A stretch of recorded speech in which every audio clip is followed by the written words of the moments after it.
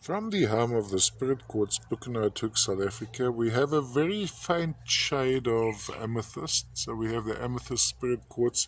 Now, these have been sold. Now, this particular batch are selected for form, purely for form. So the color is a very, very light amethyst on this. But if you look at the formation happening over here, it's almost like the old the ball and chain the knights used to use, where you had a tiny little crystals and some bigger pegs at the sides, and they used to smack each other with those things. Here again we have a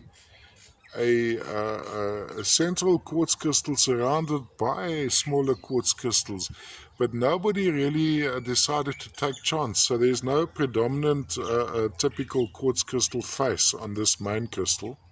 Over there, it's basically made up of tiny little crystals. Claim to fame of the locality is, first of all, you have a central quartz core, quartz crystal, which has been surrounded by smaller quartz crystals. Color is determined by what happens on the outside rims of the quartz crystal, so that gets duplicated right through. There you can actually see on a cross section, you'd have the original quartz crystal, or maybe, hang on, this quartz crystal was going that way in. So you'd have the original quartz crystal and this blanket of tiny quartz crystals which formed at a later stage. Lovely form on this guy. And this is all from the home of the Spirit Quartz, Buchenhout, South Africa.